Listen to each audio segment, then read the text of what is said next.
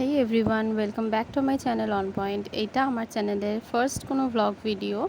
আজকে আমরা সবাই মিলে রেডি হয়ে বেরিয়ে পড়েছিলাম রাম ঠাকুর ভাসান দেখতে যাওয়ার জন্যে।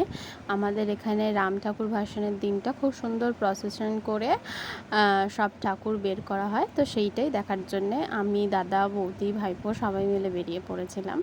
তো এই যে রাস্তায় যাচ্ছিলাম তখন, আর আমাদের বেরোতে বেরোতে অনেকটাই লেট হয়ে গেছিলো। গিয়ে দেখি এই যে মারাত্মক পরিমাণে ভিড়, আর তখন সমস্ত প্রসেশন সবে যাচ্ছিল। গিয়েছি একদম ঠিকঠাক সময়, তখন কোনো ঠাকুর বেরিয়ে যায়নি। সব রামতলাবাসীর জন্য আজকের দিনটা খুবই ইমোশনাল, কেননা রাম ঠাকুর থাকেন মাত্র 4 মাসের জন্যে। আর এই 4 মাস যে কীভাবে দেখতে দেখতে কেটে যায় সেটা বোঝাই যায় না। এই যে প্রসেশনের শুরুতে একদম যাচ্ছেন সাবিত্রী, সত্যবান। এরপরে আস্তে আস্তে সমস্ত ঠাকুর আস্তে আস্তে যাবে। প্রথমে যাবেন মা সমচণ্ডী, তারপরে নবনারী, একবার সবার শেষে যাবেন রাম ঠাকুর। সেই মতোই এখন এই যে যাচ্ছেন মা সমচণ্ডী, তারপরে আস্তে আস্তে আসবে নবনারী। আর এখানে এত প্রচণ্ড ভিড় যে আমরা এক জায়গায় দাঁড়িয়ে সব ঠাকুর তো দেখতেই পাইনি।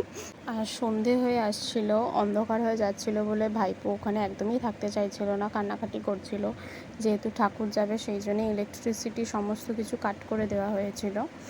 তো এইরকমভাবেই এক জায়গায় না থেকে এদিক ওদিক গিয়ে মোটামুটি কয়েকটা ঠাকুর দেখেছি, কিন্তু লাস্টের দিকে হচ্ছে যে ভিডিও কোনো ক্লিপ নেওয়া হয়নি, যেহেতু অত ভিড়ের মধ্যে আর ফোন নিয়ে ভিডিও করা সম্ভব হচ্ছিল না।